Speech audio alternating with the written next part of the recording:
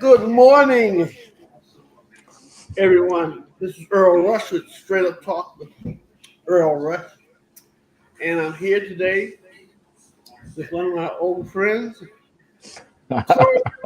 Corwin Paul Jackson from Utah. So I know a lot of you guys are thinking the same thing I'm thinking when I first found out he's from Utah. Who is this guy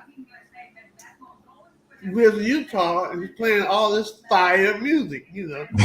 Back when I met him in 2008, I'm like, what does this dude know about? See, you see how people stereotype things.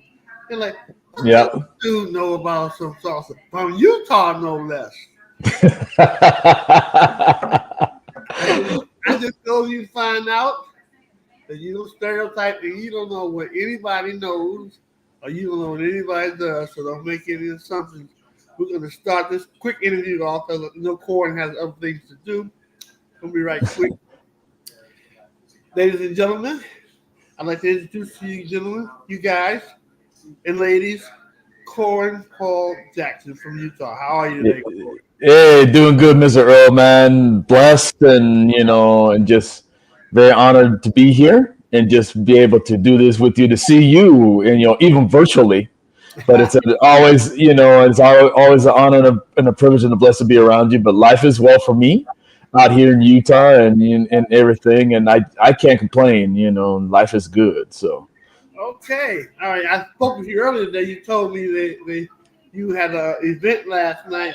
Tell us about that event that goes on in Utah. I had an event last night. It's at a dance studio here in Salt Lake City called DF Dance Studio. We do our socials every second and fourth Friday of each month. There's a bachata room and there's a salsa room. I DJ in the salsa room and whatnot have you. I mean, and social doors open at 9:30 with the beginners lesson, and then from 10:30 to 1:30, and sometimes 2 in the morning. There's social dancing. I mean, I tell you what, when the music starts playing and when everything like that, and then dancers just start coming from in the Salt Lake area and from surrounding areas. They come from all over, and even we got some that come from out of state that they're in town visiting and come to our social. I mean, we have a good old time, man. For me, I just do my thing in the salsa room. I play all the, me, I'm an old school salsa guy with the salsa, the mambo from the 60s and 70s and whatnot. And plus the salsa of today and whatnot, what have you, especially with the newer generation coming into the fold. They need to get accustomed to how salsa was back in the day played and whatnot, what have you. So, I mean, we have a good old time and just people just dancing to their heart's content, man. They don't seriously. They don't want to leave. They don't want to leave. All right. So it's been a while since you've been over on the East Coast. How many years? It's been. What was that question again, Mr. Earl? How many years has it been since you've been over on the East Coast? It's been. Let's see. It's been at least good over 4 or 5 years since I've been back there. But at least good 4. Okay. Since I've been back there. So, I mean, and I'm just, I've been trying to get back out to y'all for a long, long time. But, with stuff going on here at home with, wife, family, and plus just with job, because with my day job, I work for Delta Airlines and whatnot have you. So I've been able to get back to y'all. So, and I've been missing you guys and everything. So. Well, we're very excited that you're able to come across the country and party with DCBX for DCBX 16 year anniversary. Yep. I'm going to tell people how I met you, but before I go into that, Roland, tell us what you have currently going on right now. Catch people up to what you're doing right now, and then we'll go back to how I met you and everything, and then we'll go back to it. Okay, that sounds good. Currently, with as I mentioned before, I have my day job. I work for Delta Airlines. In September, it'll be 30 years I've been with the company, and I'm very blessed with that and whatnot have you, that with the employer that treats its employees and treats them very well, and with the opportunities that provides with that. And then outside of, with my day job and just with the DJing, I have, besides my residency that I mentioned earlier, which I'll mention again, is DF Dance Studio. Our social is called the Havana on State Social because The dance studio where it's located at. It's on State Street here in Salt Lake City. And I do that every second and fourth Friday, and sometimes every fifth Friday of the month. If there's 5 Fridays in a month, we have our we do 3 socials at that studio. Then every first and third Thursday of each month, I do a spot down in Provo, Utah, which is about a 35-40 minute drive south here in Salt Lake City. And it's down near the campus of Brigham Young University. And also there's Utah Valley University. There's 2 universities down in the spot where I DJ at in Provo within 5 minutes of each other. So every first and third Thursday of the month, I'm down there DJing. And we have 2 rooms. We have a bachata room and then a salsa room, of course. And then I'm in the salsa room and whatnot. But I play a little bit of merengue, some cumbia down there, because you got students. But you have dancers that come from Salt Lake that drive down too and whatnot have you. So on a Thursday, because that's the only thing popping on a Thursday here in Utah at that time. So and we have a good time. And so that's besides those 2 spots here locally, I'll be coming to y'all in a couple weeks at DCBX.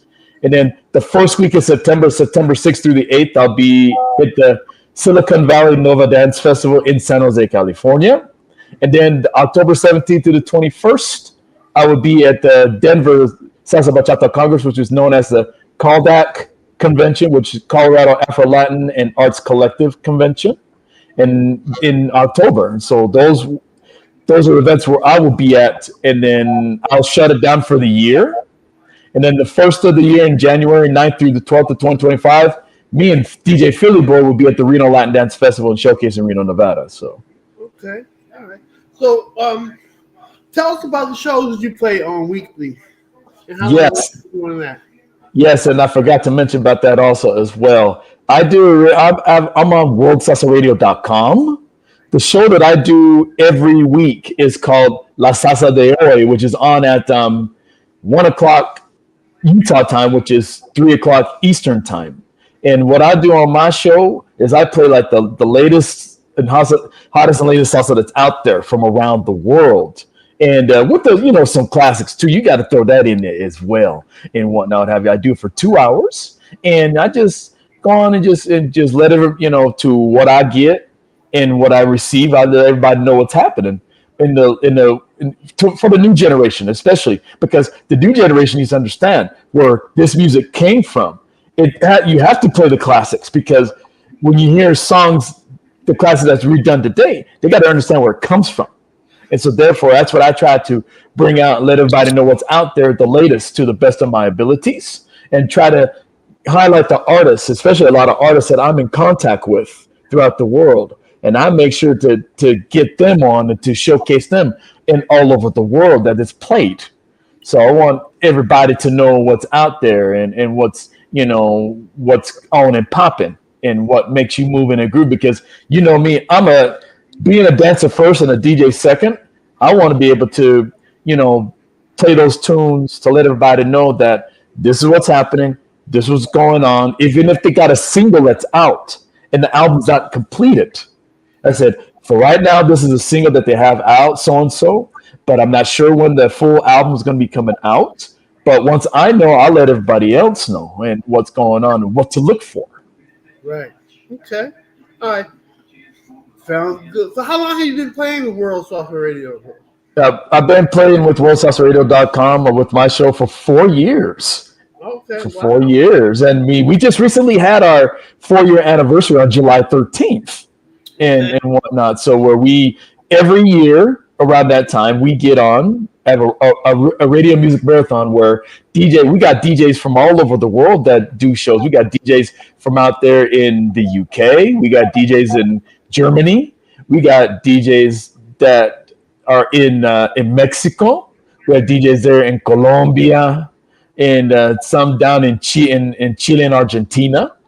And we also, besides here in the U.S., so we got DJs from various parts of the world that come on with their shows and whatnot. Even in Venezuela, we have a show, the show, because my show's on Friday, and the show from Venezuela is called Swing Latino, and by La Yoya de la Salsa, and that's like the #1 rated show there in Venezuela.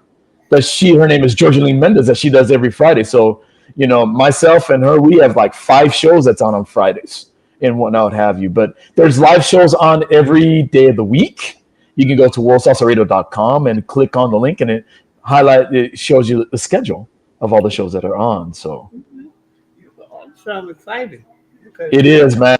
Because we wanted, because the owner, and the founder of this, DJ de la Clave SF, Felipe Martinez, and the other co-founder, DJ Boricua, his name is Orlando Felix. They wanted to do this to the point where we want to play stuff that, not the commercial stuff all the time that you hear on, the salsa monga, as it's called, the commercial stuff, that's played all the time, on different, Latin radio, online radio stations, and even those are on the air. We want to play stuff from, to let everybody know what's on, what's popping, that's not commercial. We do play commercial, yes, sometimes, but we want to, get the underground stuff and all this song and give people knowledge and what's out there with this music and whatnot, have you. So, and sometimes we do live, and some of us with our shows, even myself included, we do live interviews with some of the artists in the industry. And we also have a DJ there in Japan named DJ Angel Figueroa that does his show in every second and fourth Thursday of the month. And so it's a great group of people. Okay. All right. Let me we were talking about stereotypes earlier. Let me clear this stuff up right now. A lot of times there are DJs who are great on air. Yep. But they're not great in person at the party. I wanted to let everyone know that even though you have been mentioning classic stuff and you play classic stuff all the time, the difference between you and a lot of other DJs, you can play well for dancers at a party as well. So some people are great on the internet. You put them in a party, and you're like, is that the same person I was listening to on the internet? You know what I'm saying? I guess because people have time to plan out their sets or whatever when they're not at a party. But you got to be able to read the room when you're a DJ. So I just want everybody to know that when you come this August 22nd, 26th, there will be some music for some dances to be played. It won't be all this electric 1930 stuff. I'm gonna play something no one's never heard of before, because that's the crowd that our crowd is a dancing crowd. We love all types of music, but it's got to be able to make you move. And I know you know that. That's one of the reasons why we're bringing you. And there are a lot of famous internet DJs.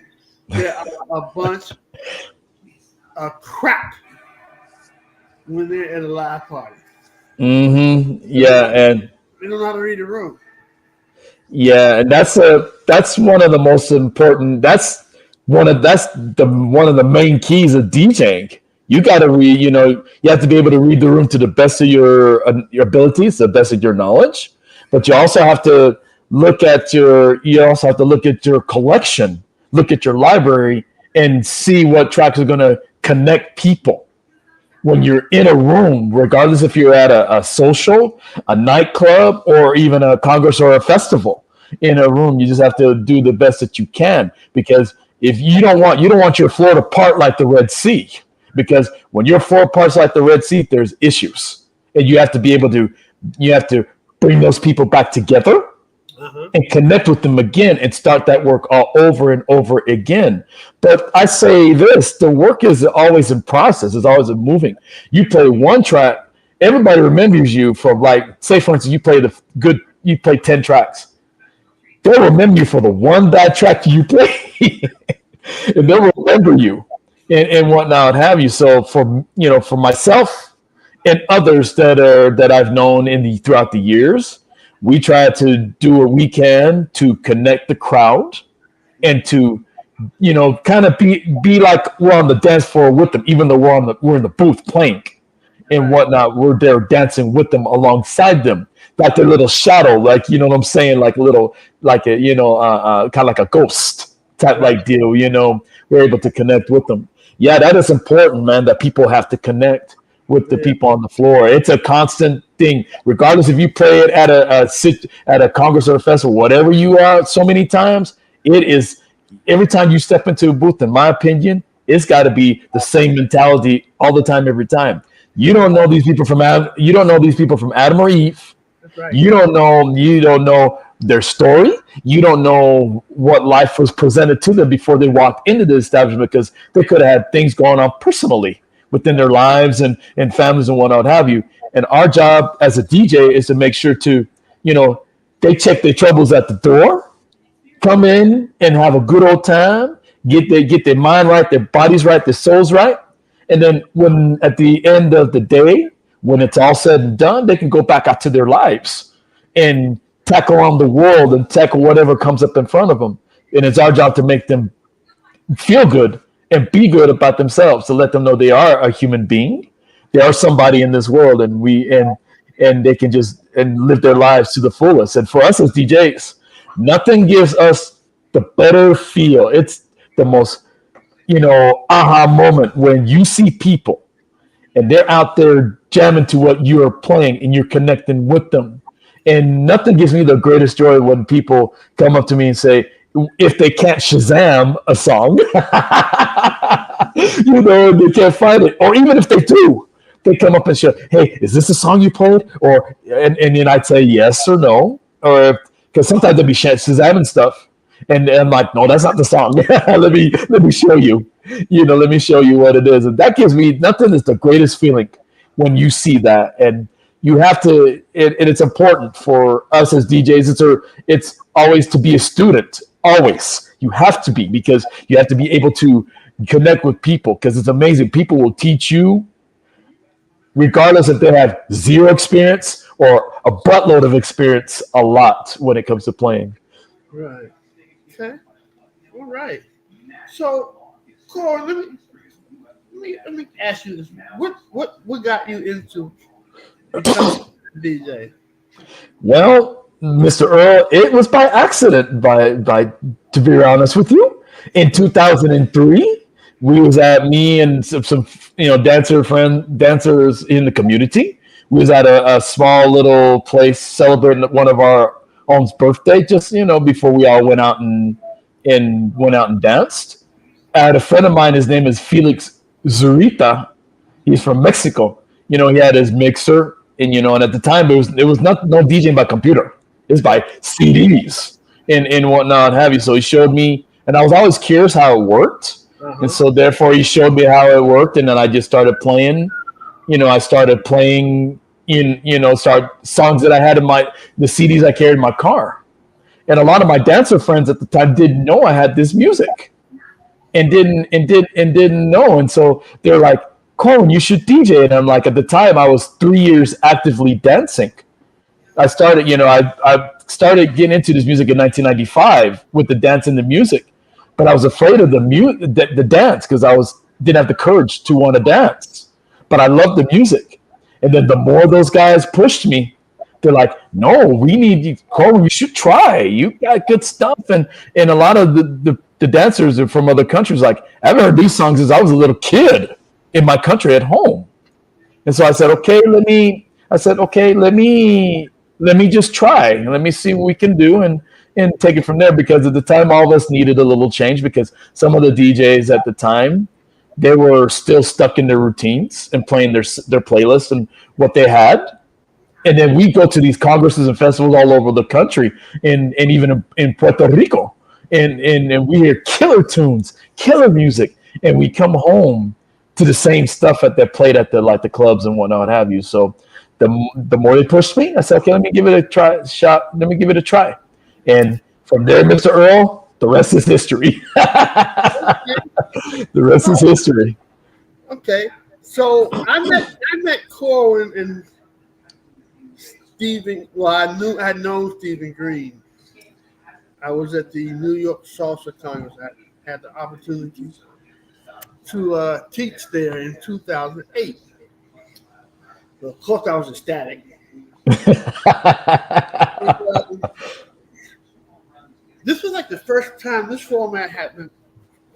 Choco had used this format. Hmm. So I'm coming down the steps, off the elevator. So I'm hearing this music over in the corner, towards the corner.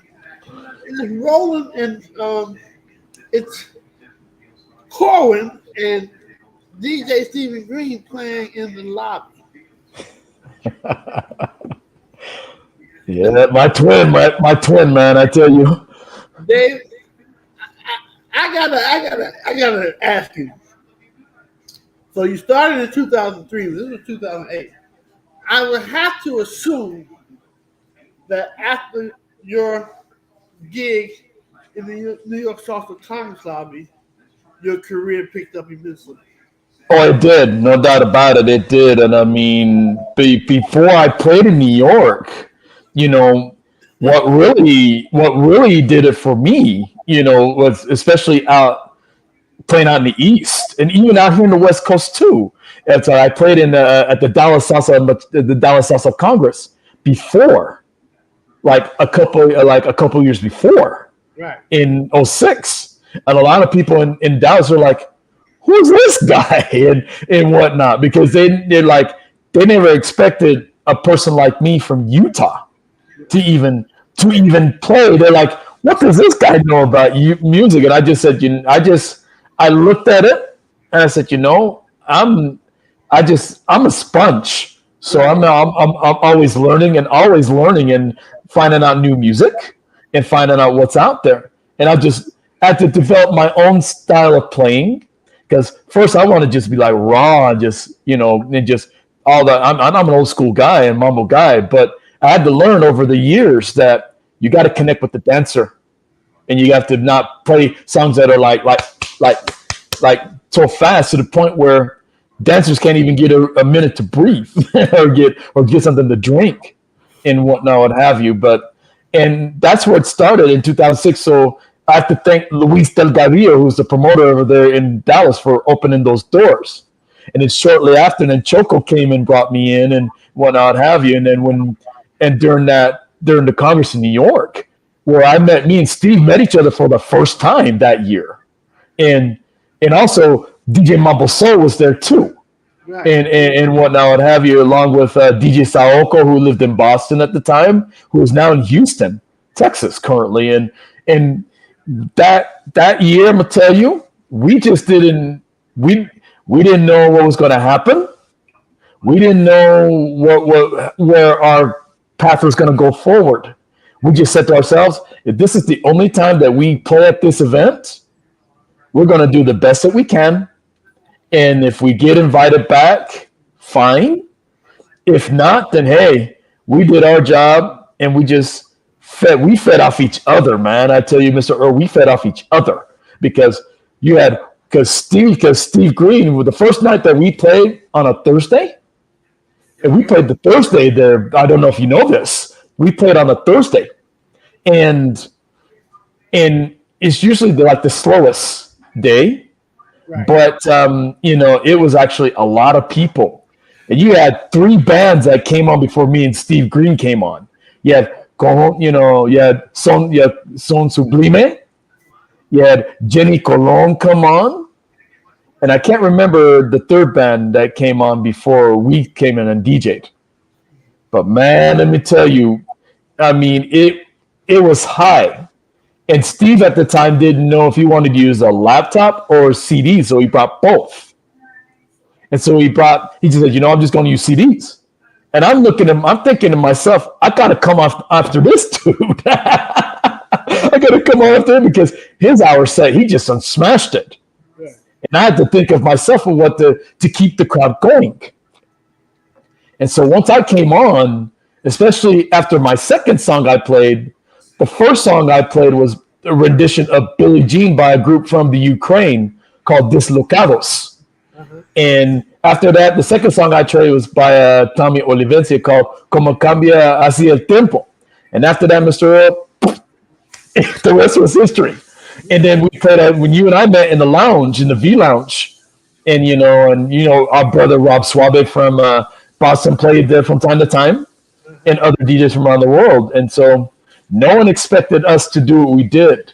Choco had to come to me and Steve and say, dude, I need you to calm it down because that place is so packed. No one was going into the main ballroom where you had killer DJs in that room.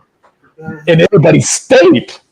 Right. Everybody stayed. Choco's like, I need you to bring it down. I want people to get out. There's too many people. You guys are killing it out here. And Steve's like, what's going on? What's happening? He's like, no, I need everybody to go in. And so Steve was like, Corwin, bring the volume, bring the music down when people filtered in.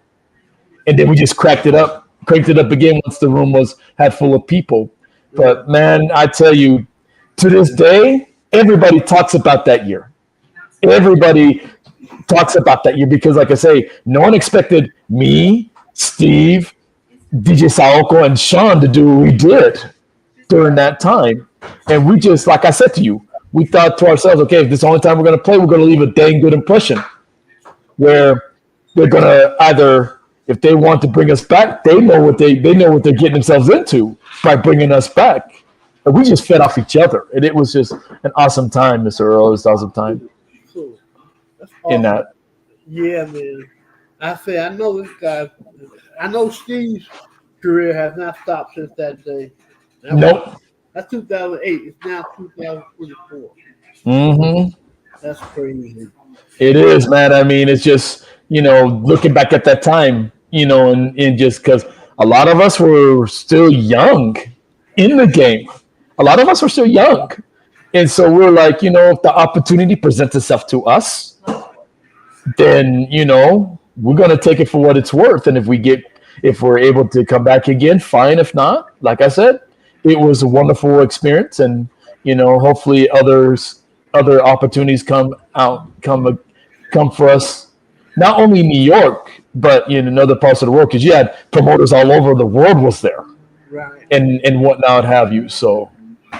Okay. All right. Well, Roland, keep calling you Roland. Well, man, it's been a pleasure. I want to thank you for stopping by. I know you're very busy. We got to end this because, as you see, something happened to my screen. I don't know why it's purple showing up. What happened. It's not a good look, so we're going to have to wrap this up. But I just wanted to let everyone know that you will be coming to DCBX 16 all the way from Utah. It's a crazy time. And I'm excited. I'm excited for people get to check you out who I've been talking to you about for all these years. Definitely. So it looked good. I will see you in a couple of weeks, but thank you so much for taking time out of your day to come on the show. And I'll talk to you this year. Have a great day. Yeah, you do the same. Before I go there, Mr. Earl, just want to let everybody know about the DCPX. And also, besides DJing out there, me and Philly Boy will also be teaching some seminar classes about, to up-and-coming DJs that are out there and whatnot. As you see my son in the background, and, and everything.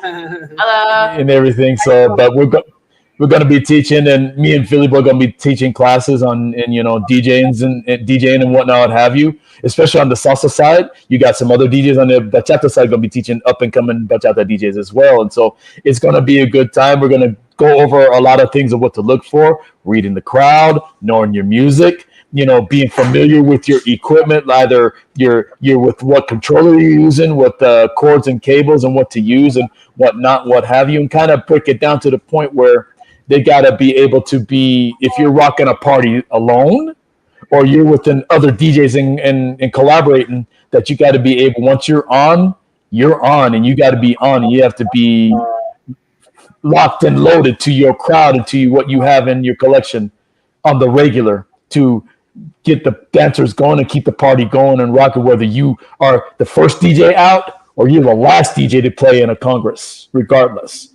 or in between, regardless of where you at, you have to, once you're on, you are on. And so we're going to have a good time. And I just want everybody out there in DC to know that I'm not going to kill you, but I'm not going to put you to sleep either with the tunes that I'm playing.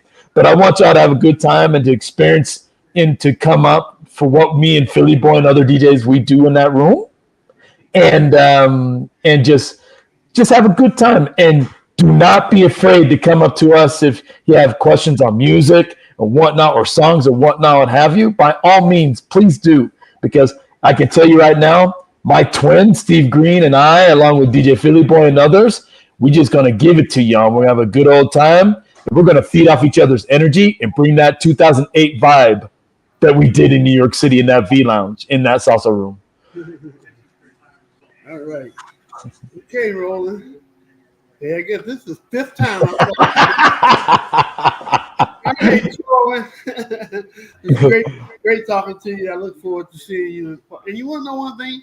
After all these years I've known you, I know. I didn't know that you danced.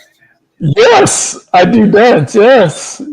I never saw you dance. I didn't. Yeah, I dance. And we'll see about that. Man, I can't keep up with you though, Mr. Earl. I do the best that I can, but like I said, when I'm not DJing, oh yeah, I'm gonna be out there dancing. I'm gonna have a good time and hanging out with everybody. So you're gonna have a ball, man. I look forward to it. Me too. I look forward to it as well, man. Thank you so much, Mr. Earl, for this opportunity. I look forward to seeing you and everyone out there in the DMV area. I look forward to seeing you guys too and kicking it with y'all in a couple weeks and very, very soon. All right. Have a blessed day, Corwin. You too, buddy. You take care. All right. All right.